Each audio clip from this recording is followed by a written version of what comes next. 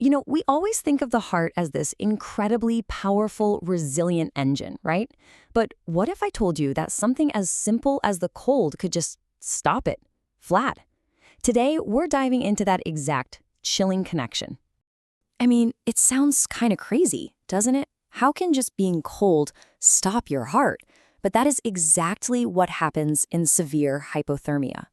We're not just talking about shivering here. This is a full-on physiological assault on the heart. So the big question is, how? How does it actually work? Well, the answer starts with a really specific and really dangerous heart rhythm. Okay, so the culprit here is something called ventricular fibrillation, or VFib for short. Now, imagine your heart is supposed to be this strong, coordinated pump. Squeeze, release, squeeze, release. In VFib, it just quivers. It's like a bag of worms, just total electrical chaos. And because it's just quivering, it's not pumping any blood. That's cardiac arrest. And here's the kicker. Severe cold can literally trigger this.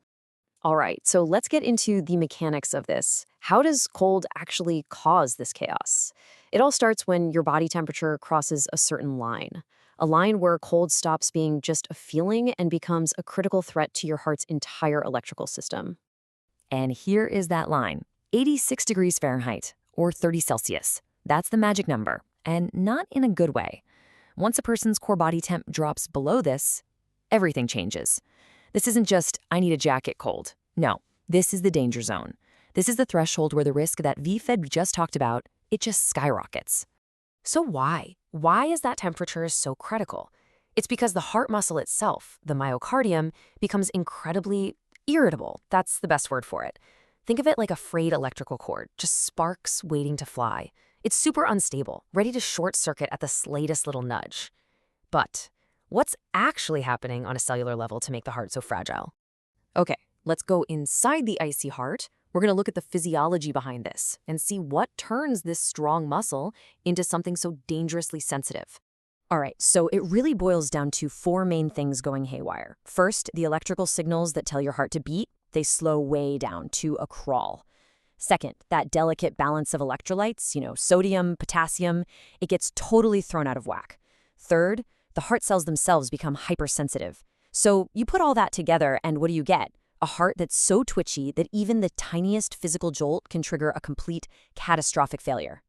And this is where the science hits the pavement, This has huge implications for first responders and doctors out in the field. That extreme irritability we were just talking about, it has massive life-or-death consequences for how you handle the patient. There's a quote in the source material that just says it all. The patient must be, quote, transported like fragile glass. And I want you to really think about that. That's not just some poetic phrase. It's a literal clinical instruction with everything on the line. And here's exactly why. Remember how we said even a minor physical jolt could be the trigger? Well, this is it in practice. It's called the handle gently principle. If you move a patient too quickly, if they get jostled around in the ambulance, any of that can be the literal bump that pushes that super irritable, unstable heart right over the edge into VFib.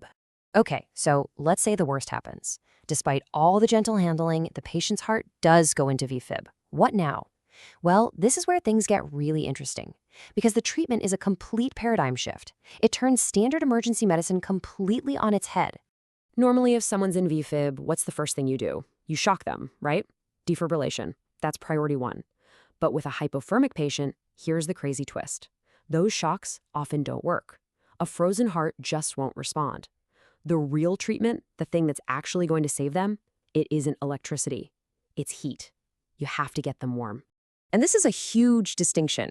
Don't get me wrong, paramedics are still going to try to shock the patient, but they know deep down that it's probably not going to work until that heart muscle warms up enough to even listen to the shock. The root cause of the whole problem is the cold. So the only real solution is to treat the cold.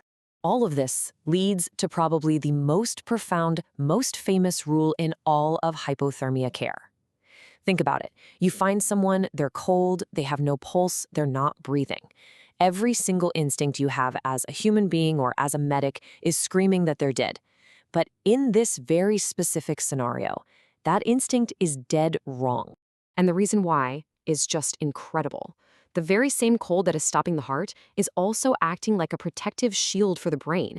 It slows down its metabolism so much that it's basically preserved. And that's where we get that famous saying in emergency medicine, you aren't dead until you're warm and dead. It means you keep trying, you keep doing CPR, because a full recovery with brain function intact is absolutely still possible. So, what's the big takeaway from all this? I think it's that context is everything, right? The normal rules we live by in medicine can get completely flipped upside down by extreme conditions like this. And it really makes you wonder, doesn't it? What other medical truths that we think are set in stone might completely change when the human body gets pushed to its absolute limits?